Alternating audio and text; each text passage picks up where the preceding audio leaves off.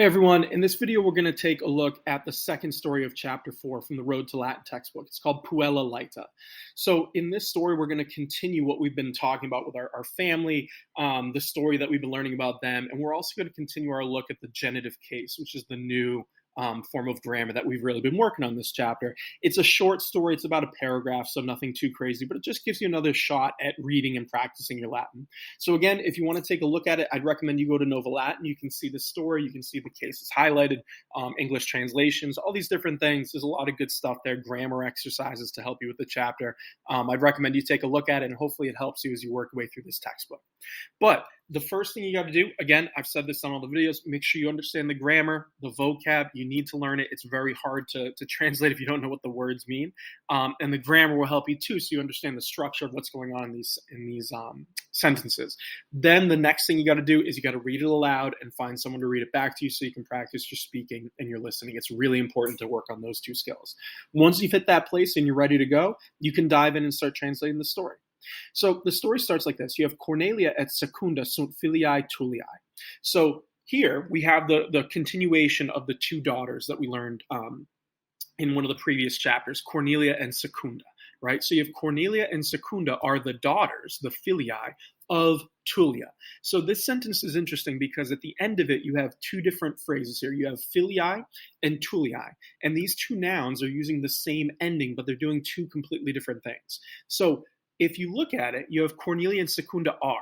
We need to understand what they are. And when you use the verb to be, right, you're going to use a nominative case noun to say what they are. In this case, you're saying they are daughters. That makes sense because the only other noun we have is Tulliae, and it wouldn't make sense to say Cornelia and Secunda are Tullias. Like, it just doesn't make any sense. Daughters works. So you're saying they are the daughters. So then what's Tulliae doing? Well, it can't be nominative because it would have to be nominative plural, right? A plural subject, and there's not more than one Tullia. So right off the bat, that doesn't really make sense.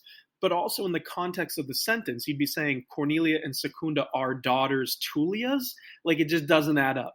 So what makes more sense is to remember that Tullia is their mom. So you're saying they are the daughters of Tullia.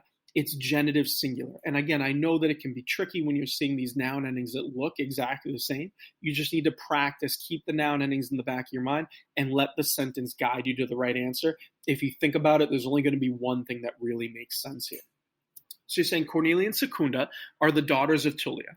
Then you have Tullia et filiae vilam pulchram et anguilas multas habet. So Tullia and her daughters, right? Tullia et filiae. Technically, it says Tullia and the daughters, but you can imply they're hers. So Tullia and her daughters. What are they doing? You have to go all the way to the end of the sentence to find the verb. You have haben, they have, right? What do they have? We need some direct objects, accusative case nouns. They have a vilam pulchram, a beautiful villa, and they have anguilas multas. They have many slave women. And again, we've talked about how ancient Rome is a slave culture, right? It all depends on slavery. If you were a upper class or wealthy Roman, or really a Roman of any means, you'd have at least one slave if you could. And the wealthier Romans would have many of them, which is why you have anguilas multas here, right? So Tullia and her daughters, they have a beautiful house, right? A vilam pulchram, and they have many slaves. Vita filiarum Tulliae est laeta, quod Tullia filias amat. So the life, the vita, and again, it's whose life is it? We have genders here, filiarum Tulliae. So the life of the daughters of Tullia, right? So another way to translate this is to say Tullia's daughter's life is, like that kind of how it would be in English. But you just take it one piece at a time. It's the life of the daughters, there's your plural genitive, of Tullia. There's your singular genitive because there's only one Tullia, right? So the life of the daughters of Tullia is laeta. It's happy. They have a good life, right? They're from a wealthy family. It makes sense. It's happy because Tullia filias amat, right? Tullia amat, she loves her daughters. Filias, there's your plural direct object, right? Your accusative plural. So it's saying they have a good life because Tullia, their mom, loves them, which seems like something that should happen, right? So that's why they have a good life, right? According to the story. Then you have anguilae Tulliae sunt defessae, quod semper laborant. So the anguilae are the slave women. This is your nominative plural, the slave women. How did I know that? Again, anguilae and Tulliae have the exact same ending. But look at the sentence. You have the verb sunt, they are. So we need a plural subject. Tulliae wouldn't make sense because you'd be saying the Tullias, plural. There's only one Tulia, so it just doesn't add up. Onculi is your subject. And if onculi is your subject, that means Tulii makes more sense being genitive. The slave women of Tulia are defessi, they're tired. And again, because defessi is going with onculi, they have the same ending, right? So the slave women of Tulia are tired because semper laborant, they're always working, which makes sense. If you're a slave, your job is to work, so they're going to be tired because they're always working throughout the day. Now we transition to the last part of the paragraph. You have vita Tulii est laeta, quod filiae sunt boni. So vita, again, the life. You're saying the life of Tulia. Again, it makes the most sense to be genitive singular here. The life of Tulia is laeta, it's happy. So the girls have a happy life and the mom has a happy life, right? Tulia's life is also happy because filiae sunt boni, because her daughters, the daughters, filiae, are good, boni. So it's saying she has really good or nice daughters, so that makes her life happy. Then you continue on with onculi, right? The slave women, the onculi, non semper laborant. So the slave women are not always laborant, working. So in other words, you're saying they do not always work. So it's trying to tell you that sometimes there's some free time for the slave women, which kind of makes sense, I guess. The onculi, the slave women, tend to be in the house. Maybe if there's a free moment, you might be able to kind of socialize with your family or the family that owns you. So I think that's what they're getting at here when they say they're not always working. And then you have saipe puellae et onculi ambulant. So often, saipe, right, the puellae et onculi, the girls and the slave women, ambulant, they walk, meaning they walk together, which kind of does make sense. Then you have Tulia est magistra filiarum et ancillarum. So Tulia is the teacher. The magistra is like again, you might say it's school teacher, but it really just means teacher here, right? Tulia is the teacher of the girls. There's your genitive plural, filiarum, right? Of the daughters rather, and of the slave women, ancillarum. So this is an interesting line, because the phrase magistra implies that she's teaching them things, which is true. But it's you don't want to conflate her daughters and her slaves. And this is an important thing that I think is one of the flaws of the Road to Latin textbook, and a lot of Latin textbooks, honestly.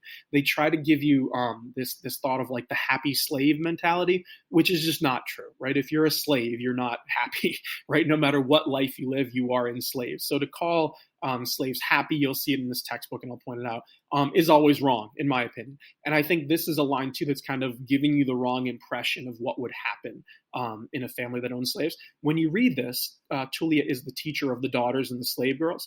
It makes it sound like they're all sitting down and they're having a fun time and she's teaching them whatever. You can't make that conflation in your head. They are completely different. Your daughters and your slaves are not the same thing, and you don't treat them the same. So when you say she's the teacher of her daughters, that would probably mean that Tulia is teaching her daughters how to run a house, right? That's pretty much the role of a Roman girl. You would eventually be married and you want to run the household, and that's the idea, right? How does a house run? So that's what she would be teaching her daughters. When it says she's teaching the slave girls, right, she's not teaching them that type of thing.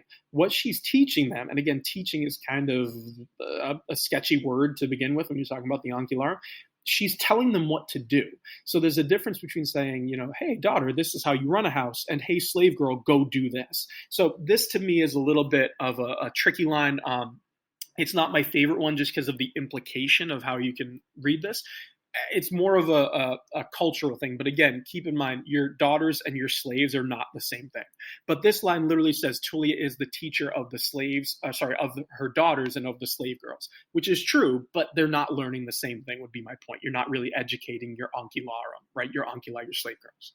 Then you continue on. You have puellae sunt laetae.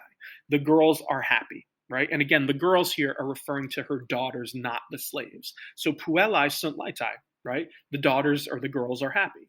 Puellae tuliam magistram amant. So the girls love, amant, they love or they like, tuliam magistram. Who do they love? Tulia, the teacher.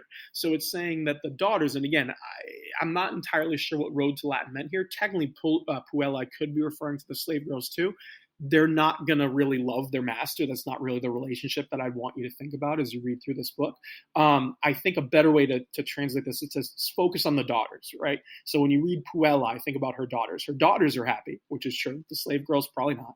And the daughters like or love Tulia, the teacher, which is probably true. I guess if your mom is homeschooling you, which is basically what this is, it's saying that they love her for doing that. Sure, why not? Again, just when you run into these discussions on slavery, always be careful because the context can kind of throw you off a little bit or give you the wrong impression that you probably don't want to have. But either way, that's the story about Markella, right? About the Puella Laeta, right? The happy girl. And it's giving you a good chance to practice your noun endings, see the genitive case. And again, the reason I like these sentences is Road to Latin does a good job of showing you genitive singular in the same sentence as nominative plural. And when you're dealing with first declension, that means both nouns will end in an AE. And it really forces you to think about, okay, what makes the most sense here? Context always guides you when you're translating Latin. Know your endings, know your vocab. But at the end of the day, you got to stop and think what makes the most sense. And I think this is a really good chapter for doing that. So hopefully that made some sense and you didn't have too much trouble with it. Work your way through it. Keep practicing. If you use my textbook, use all the practice problems I've listed for you. They'll help. And if you have any questions at all, just put them in the comments below. I'd be happy to help. But otherwise, good luck.